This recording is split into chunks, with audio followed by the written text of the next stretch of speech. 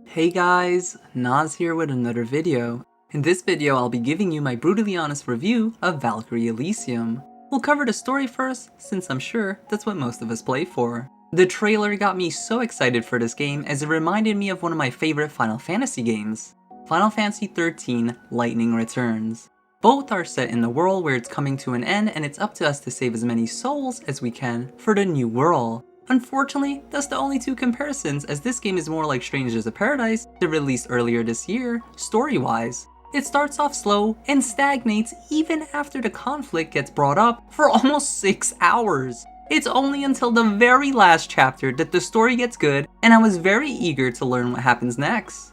There are multiple endings, and I love this as it fleshed out the story and connects some missing links. Unfortunately, that took 14 hours too long. The average gamer would just drop this before they ever experience it. This is a shame, as Valkyrie Profile is usually known for having really good story, and this is a slap in the face to all the fans and newcomers alike. Have you ever had a job where you showed up, did the bare minimum, just to get that paycheck? Well, that's what the voice acting sounded like. It is so bland and boring that you honestly could have deleted most of that and nothing would have been missed. It was so hard to grow attached to any of these characters, as the conversation was just tossed to the side like Jack did in Strangers of Paradise, so there was no character development. None of them showed personality, and I felt like I was listening to a minimum wage worker do their job. This was absolutely pathetic. I mentioned Lightning Returns, and it seems like there's one other comparison. The lore is hidden in the collection tab, so unless you go there to actually read it, you'll probably be wondering how any of this makes any sense. Not for the reason I originally played this game.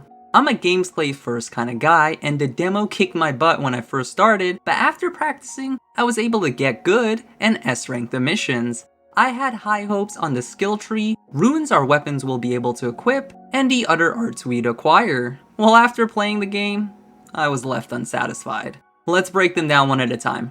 First off, naming this a skill tree is misleading, as it's mostly a linear path of stat upgrades, skills, or support you'll get. It's more akin to Kingdom Hearts' ability system, as you could go back and pick the options you didn't get on the rare branching path. While these upgrades were good, it felt deceiving naming it a skill tree, as skill trees are more in-depth and leads you to experimenting, while this did neither. The runes you get to equip to your weapon are mediocre at best, with very little originality here, and it felt like they just took off some upgrades from the skill tree and made it look like we were getting a new system. These all could have fit under attack, defense, and the support branch, and no one would have noticed. It was very disappointing, as this had a lot of potential to flesh out weapons with unique perks that no other weapon could have had, making weapon selection a lot more meaningful. The arts were the standard you would expect in an RPG. The resource they consume will increase for more damage, and it's harder for the enemy to evade or guard it. I like this, as if you pair it with the Inheritor, they'll get unique effects. Speaking of Inheritors, these are allies you could summon from anywhere from 15 to 60 seconds, and they'll help exploit a weakness they're associated with. They'll infuse your weapon with their element, so you can exploit an enemy's weakness if you lack that element in your current arts. Besides the two we got from the demo, there are two more that excel at something else besides their element. One would do more physical damage, while another had more magical damage. One had good AoE, while the other had good single target. I really enjoyed this system, and I wish we had a summon for each element, as the dark element currently doesn't have a summon, and the enemies weak to dark are such a pain to kill.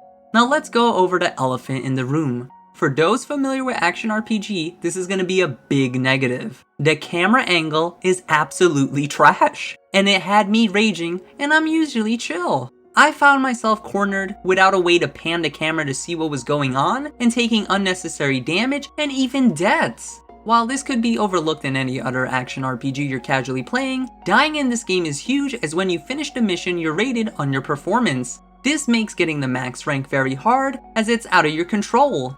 For those unfamiliar with action RPG games, the camera angle is very essential in these games, as you're constantly moving across the field and the camera can't keep up. Let me give you an example. Let's say I'm fighting an enemy at 9 o'clock here. My peripheral view is anywhere from 6 to 11 at best. This means I can't see what's going on at 12 to 5 o'clock. If I move my camera angle, then it'll change my target on the current enemy to another, which is usually far away and not close to death.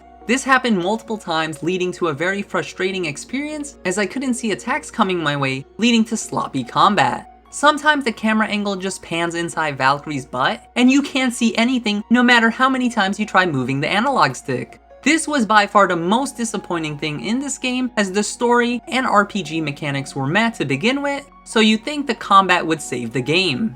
When it did work, however, the combat was good. You can combo seamlessly from one weapon to another, go from one side of the field to another thanks to the Soul Chain ability that acts as a fast gap closer.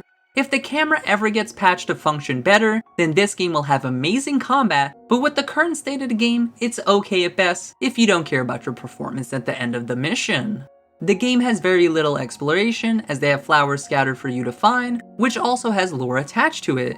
If you pull up your map, it's the blue and green icons, which is a nice quality of life for anyone who just wants to collect these and move on. There's also side quests that you pick up and you could do once you go back to Valhalla, which acts as the hub. There's hardly any endgame, as you're just repeating the same missions trying to get S rank or finish up collecting your flowers. I wish they had challenging missions or boss fights to test us, as this game did have good gameplay, minus the terrible camera. Remember, this review is covering the game you'll be getting at launch. I know when the game launches for PC there's going to be an update, but we can't look at the potential. Outside of that, the graphics were okay, but didn't feel like it was a PS5 game, as it had a weird filter on it to make it feel like it was older times, but this came off tacky and unpleasant to look at. The soundtrack was okay, with nothing worth saving to my playlist. Oh, and the voice lines didn't match the lips for anyone who cares for that stuff. Overall, I do recommend this game for anyone who likes an action RPG game, because Valkyrie Elysium has a fun combat system when the camera angle doesn't go haywire. Unfortunately, the story writing was weak for a vast majority of the game, and it was clear this was another budget project, making me give this game a 6 out of 10. If you're on the fence of getting this game, please wait for a sale. And if this video brought you value, please leave a like and consider subscribing to see more, as I play a wide array of RPG games and I break them down just like this. Until the next video, I'll see ya!